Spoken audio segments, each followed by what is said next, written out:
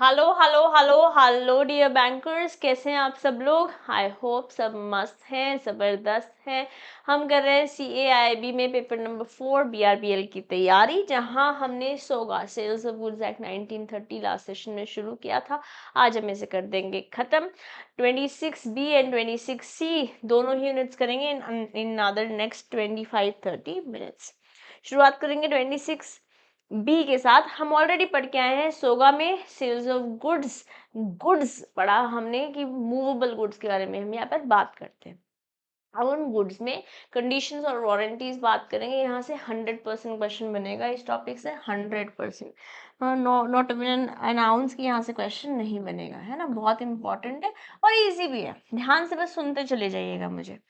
Okay, तो हर एक good जो आप बेचते हैं या खरीदते हैं, उनमें कुछ स्टीपलेशन है, कुछ रिप्रेजेंटेशन है ना। रिप्रेजेंटेशन जैसे फॉर एग्जांपल आपने कहा मुझे एक चिमनी खरीदनी है अपनी किचन के लिए, but that chimney has to be an island based chimney. Wall mounted नहीं चाहिए, आइलैंड बेस्ड चाहिए।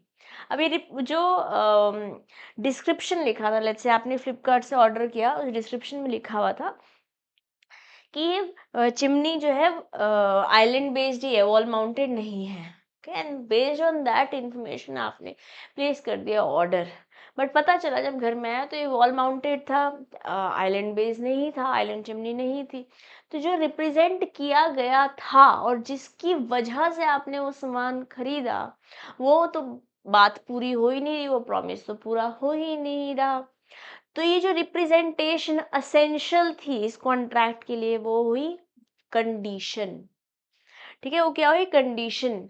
बट कोई चीज जो रिप्रेजेंटेशन आपको दे रखी है अबाउट दैट प्रोडक्ट, अगर वो असेंशियल नहीं है, कोलैटरल है, तो बन जाएगी वारंटी। मैम उसका एग्जांपल अभी समझाती हूँ, पहले जो स्क्रीन पर लिखा है उसे देख लेते हैं। हर एक गुड कॉन्ट्रैक्ट ऑफ गुड में कुछ स्टिपुलेशन बोले तो कुछ रिप्रेजेंटेशंस होती हैं, जैसे मैंने आपको एग्जांपल दिया, है ना। वो उसमें कुछ टर्म्स एंड कंडीशंस मेंशन कर रखी होती हैं regarding the nature, quality, quantity goods की, etcetera. There are also many obligations in the contract of goods. जब ये जो ये टर्म्स है इंपॉर्टेंट है, स्टिपुलेशन या ऑब्लिगेशन जो भी आप बोल रहे हो, रिप्रेजेंटेशन, जब असेंशियल है, when it is essential to the main purpose of the contract, it becomes condition. And when this stipulation is collateral to the main purpose of the contract,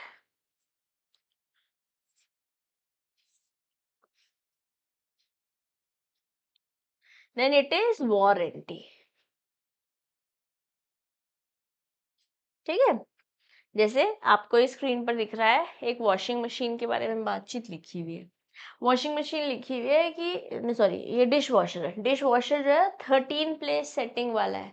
let's say लिखा हुआ 13 place setting वाला है, but जो deliver हुआ वो 11 place setting का ही था या 9 प्लेस सेटिंग का ही था। आपने लिया ही इसलिए था कि आपकी let's say no big family है, आपको 13 प्लेस सेटिंग वाला चाहिए था।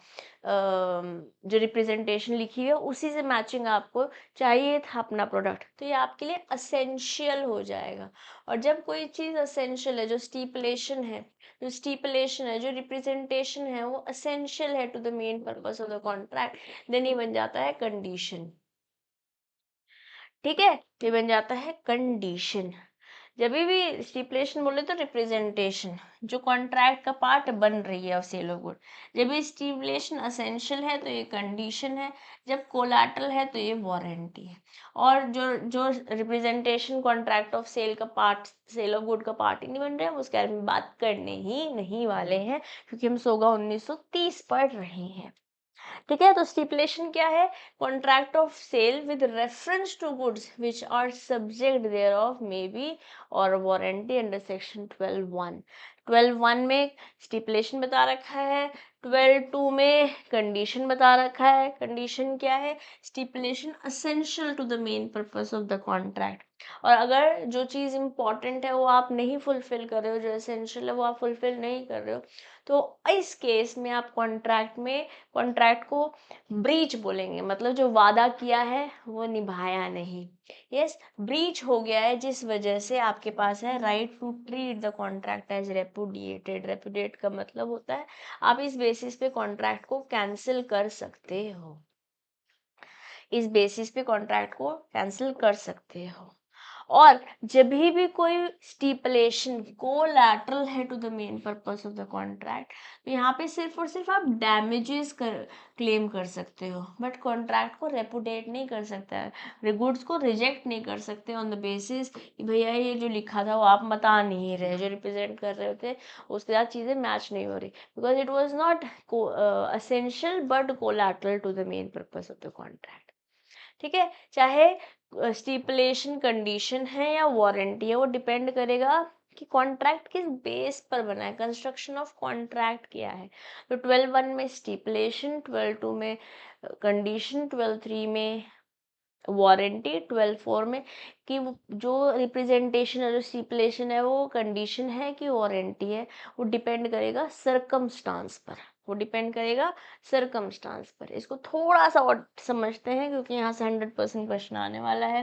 जब मैं डिस्टिंग करती हूँ between condition and warranty, condition एक ऐसी स्टिपुलेशन है जो असेंशियल है to the main purpose of the contract, whereas warranty एक ऐसी स्टिपुलेशन या फिर रिप्रेजेंटेशन है जो कि कोलैटरल है to the main purpose of the contract. ये 12(2) में बता रखी है और ये 12(3) में बता रखी है, section sales of goods act 1930। Right क्या है, यहाँ पे कॉन्ट्रैक्ट को आप रेपुडिएट कर सकते हो अगर जो वादा किया है वो नहीं निभाया गया। यहाँ पर सिर्फ और सिर्फ डैमेजेस ही क्लेम कर सकते हो। जब मैं ट्रीटमेंट बोल रही हूँ ब्रीच ऑफ कंडीशन से, आप ब्रीच ऑफ कंडीशन को ब्रीच ऑफ वारंटी मान सकते हो, बट ब्रीच ऑफ वारंटी को ब्रीच ऑफ कंडीशन नहीं मान सकते। लेट्स से आपने बोला कि मुझे एक गाड़ी चाहिए जो टूरिंग पर्पस के लिए सूटेबल हो, ये आपके लिए असेंशियल था for the contract to be entered. ठीक है, आपको जो गाड़ी दे दी वो टूरिंग पर्पस क्या, वो तो लोकल चलाने में ही दिक्कत दे रही है। ओके, या लोकल के लिए सूटेबल है, नहीं है वो जो पर्पस था आप उसके लिए सूटेबल, तो आप इस केस में कॉन्ट्रैक्ट को रेपुडिएट कर सकते हो। बट लेट्स से आपने इस कंडीशन को वारंटी जैसे ट्रीट किया कि ठीक है कोई बात नहीं, सेटिंग कर दो, आई एम ओके, तो अब ये वारंटी में कन्वर्ट हो गई। जब ये वारंटी में कन्वर्ट हुई तो सिर्फ आप डैमेजेस क्लेम कर पाओगे, और एक बार आपने किसी कंडीशन को वारंटी में कन्वर्ट कर दिया तो उसे वापस कंडीशन में कन्वर्ट नहीं कर पाओगे। Okay, a breach of condition may be treated as breach of warranty, but a breach of warranty cannot be treated as breach of condition. This would happen where the aggrieved parties contended with damage only. ठीक है, मान लेते हैं कि हमको contract को repudiate नहीं करना है, डैमेज क्लेम कर लो बस। अगर वो डैमेज क्लेम कर रहे हो तो आप कंडीशन को वारंटी में तब्दील कर दे रहे हो। आई होप ये बात आपको समझ में आ गई है, इम्पॉर्टेंट है। ठीक है, अब कंडीशंस और वारंटी जो है वो एक्सप्रेस भी हो सकती है और इम्प्लाइड भी हो सकती है। एक्सप्रेस मतलब वर्ड्स में बयां करके, इम्प्लाइड मतलब आपके एक्शन से।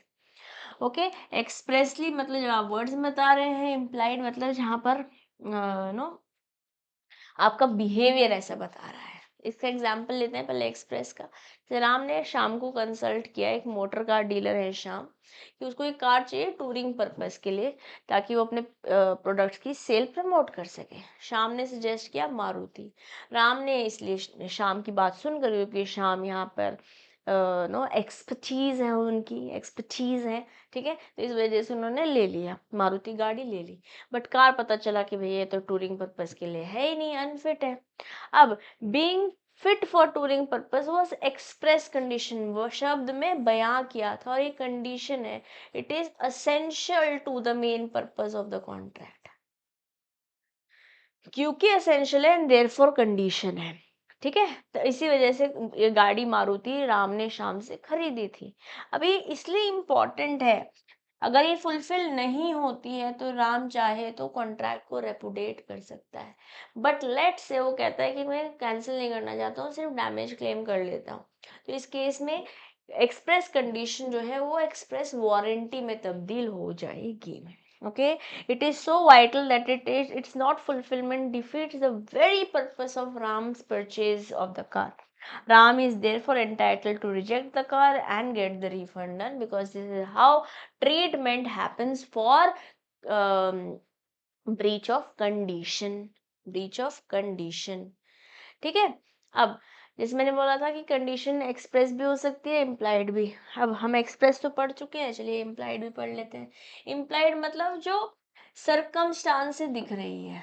Okay, implied condition warranties are incorporated in every contract unless the circumstance shows different intention. दिख रहा, अगर बिहेवियर से पता चल रहा है, unless and until it is otherwise stated. ठीक है. implied condition क्या है? condition as to title. मतलब अगर मैं आपसे गाड़ी खरीद रही हूँ तो ऐसा मैं मानूंगी कि आप ही की गाड़ी है. पता चल रहा है आपने किसी से चोरी करके रखे, आई डोंट नो, मैं हर बारी पे ऐसे नहीं बन सकती, दया दरवाजा तोड़ दो, सीआईडी तो नहीं आएगा ना हर बारी. Sale by sample. अब मैं आपसे चावल खरीदने आई, ठीक है, आपने मुझे सैंपल दिया, मैंने कहा घर पे आके बनाया, मुझे अच्छा लगा, मैंने कहा जो आपने चावल दिया था वही दे दो मुझे, बट आपने वो नहीं दिया, कोई और दे दिया, तो अभी आई don't know, right, but it is implied, and since it is implied I can repudiate the contract. ठीक है. कंडीशन एज टू क्वालिटी और फिटनेस, मतलब मान लेते हैं मैंने आपको बोला है कि मुझे ना ट्रैकिंग पर्पस के लिए जूते चाहिए, आप जूतों की दुकान है आपकी, अब मैंने एक्सप्रेस बता दिया है तो एक्सप्रेस हो गया. ठीक है. या फिर अगर किसी पे लिखा हुआ है कि भैया this is good for trekking, पता चल रहा है कि वो तो खाली वॉकिंग शूज थे, that should not happen. Fitness और क्वालिटी इम्प्लाइड हो सकती है condition. Okay, known has to wholesomeness से ज़्यादातर खाने की चीज़ पे है कि अगर खाने का सामान दे रहे हैं तो पता सही होना चाहिए, हेल्दी होना चाहिए, होलसम होना चाहिए. अगर किसी की कंडीशन मतलब किसी प्रोडक्ट पे लेट्स से डिस्क्रिप्शन में लिखा है कि ये वेज है या इसमें पाम ऑयल है या XYZ ऑयल है, तो उसी चीज़ से बना होना चाहिए, वो डिस्क्रिप्शन मैच होनी चाहिए. अगर नहीं हो रही है then again it is breach. और यहाँ सैंपल और डिस्क्रिप्शन दोनों बता रखा है और दोनों से ही मैच होना चाहिए, कोई एक भी चीज़ नहीं मैच हो रही है तो again it is breach. Yes. And then condition as to merchantability. Merchantability होता है अगर लेट्स से कोई गुड जो है मर्केंटाइबल नेचर का होना चाहिए अपार्ट फ्रॉम एडिबल गुड्स. कोई और भी गुड है, जैसे मान लेते हैं अगर कोई घड़ी खरीद रहे हैं तो घड़ी टाइम दिखाए भाई. ठीक है. पेन ले रहे हैं तो भैया वो पेन लिख पाए. एडिबल गुड्स के लिए होलसमनेस है, अपार्ट फ्रॉम दैट गुड्स के लिए मर्केंटेबिलिटी है. ठीक है. एग्जाम्पल लिख देती हूँ. अगर आप वॉच ले रहे हैं तो वो टाइम दिखाए भाई.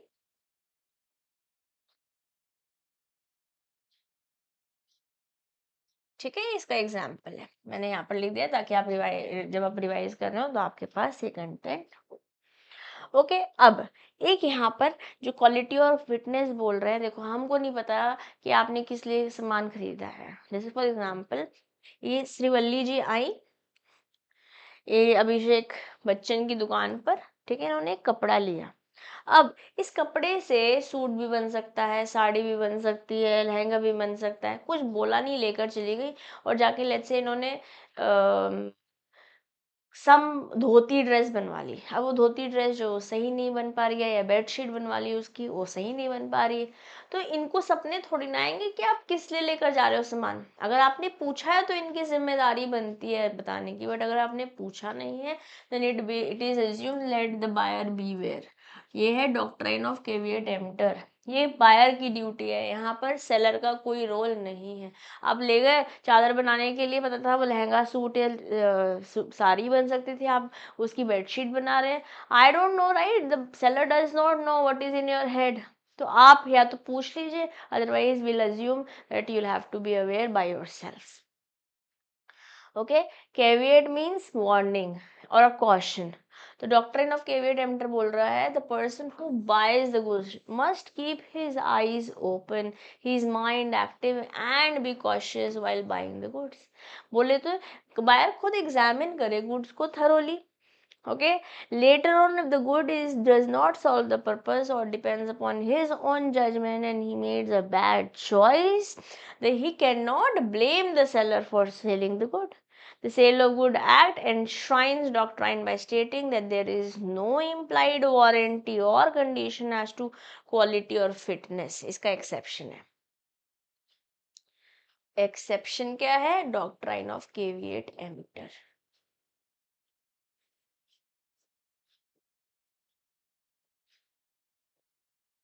Let the buyer beware. Okay, it is important. Quite often it has been seen in a lot of examinations. And with this, we are done with unit 6B. But unit 26C भी आज करेंगे और सोगा finish कर देंगे. ठीक है. Unpaid seller. Unpaid वो बंदा है जिसको पेमेंट नहीं मिली, जिसने सेल तो किया सामान बट पेमेंट नहीं मिली, पूरी नहीं मिली, आधी नहीं मिली. ठीक है. कोई चेक दिया था, कोई नेगोशिएबल इंस्ट्रूमेंट दिया था जो डिसऑनर हो गया. In any which way seller is unpaid. तो अनपेड सेलर के कुछ राइट्स होते हैं.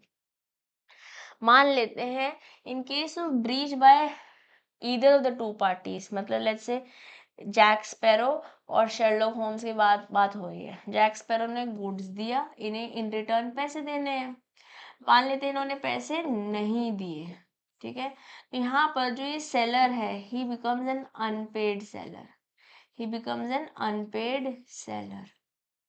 ठीक है. और अनपेड सेलर के बारे में इस यूनिट 26C में बात हो रखी है. अनपेड सेलर वो है जिसको या तो पूरे पैसे नहीं मिले या फिर नो आधे पैसे नहीं मिले, थोड़े पैसे मिले, थोड़े नहीं मिले.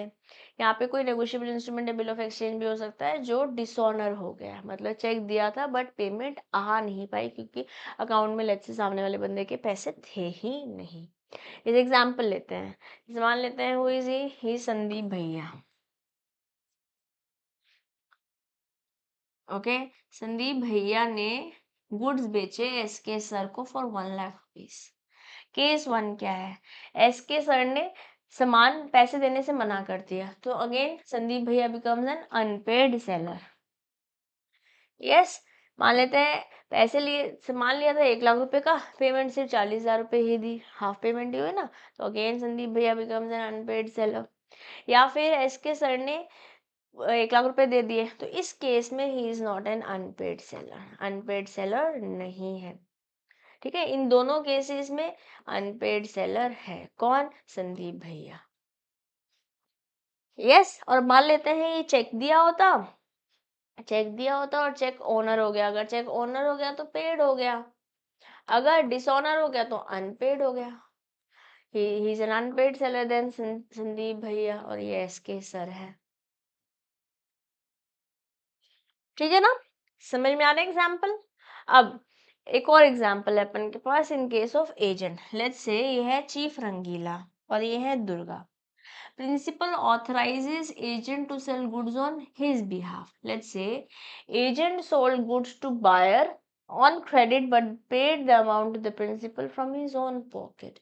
मान लेते हैं ये प्रिंसिपल है, ये एजेंट है, और दुर्गा ने कॉमन मैन को सामान बेच दिया. He is the buyer.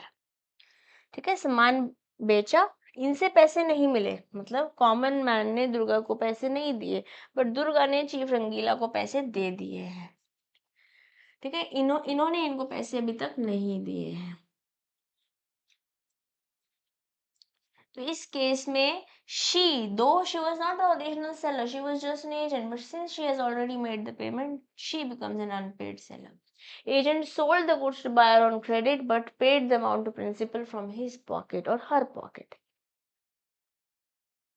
If buyer denies to sell the price, then agent will be treated as unpaid seller.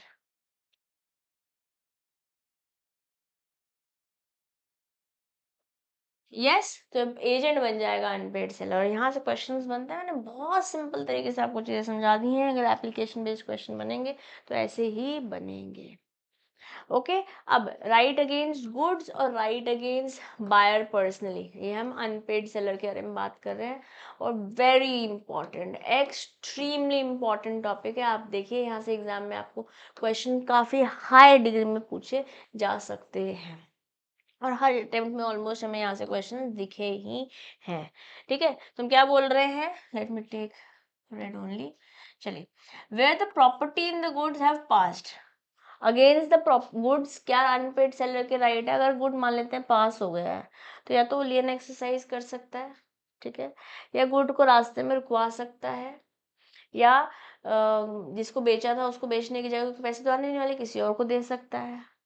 Okay, मान लेते हैं गुड्स पास नहीं हुए हैं, मान लेते हैं गुड्स पास नहीं हुए हैं या हो गए हैं, चाहे गुड्स पास हो गए चाहे नहीं हुए हैं, तो ये सब कुछ किया जा सकता है। लियन एक्सरसाइज किया जा सकता है, रास्ते में रुकवाया जा सकता है सामान देने को, रीसेल कर दिया जा सकता है, डिलीवरी, ठीक है, विद होल्ड कर सकता है ट्रांजिट में, या फिर स्टॉपेज करा सकता है, सामान देना ही नहीं है। और उस बंदे के अगेंस्ट जिसने पेमेंट नहीं दी है, जैसे इसके सर ने पेमेंट नहीं दी है, तो प्राइजेस के लिए सू कर सकता है अनपेड सेलर या एजेंट, डैमेजेस के लिए सू कर सकता है, रेपुडेट कर सकता है, कैंसिल कर सकता है कॉन्ट्रैक्ट को, और इंटरेस्ट के लिए भी सू कर सकता है। बहुत सिंपल है, बहुत सिंपल है, बट बहुत इम्पॉर्टेंट है। एग्जाम इसको आपको अच्छे से पढ़ना है, you have to study this properly, ठीक है, अच्छे से पढ़ना है इसको, ताकि एग्जाम में क्वेश्चन आएगा तो आप इसका आंसर दे पाएंगे। And with this SOGA is done, ठीक है। और जल्दी हम आपके साथ एमसीक्यू बैच में मिलेंगे। अभी कंसेप्ट्स को अच्छे से पढ़ते हैं, नेक्स्ट सेशन में पार्टनरशिप पढ़ेंगे। मैं कोशिश करूंगी एक ही सेशन में हम पूरा पार्टनरशिप कंप्लीट कर दें। अभी लेती हूँ मैं आपसे अलविदा, मिलूंगी नेक्स्ट सेशन में। टिल देन कमेंट बॉक्स में बने रहिएगा, सीएम मिदिशा दुआ टेलीग्राम ग्रुप ज्वाइन कर लीजिए। For now this is your friend and your teacher CM Midisha Dua signing off for today. Bye.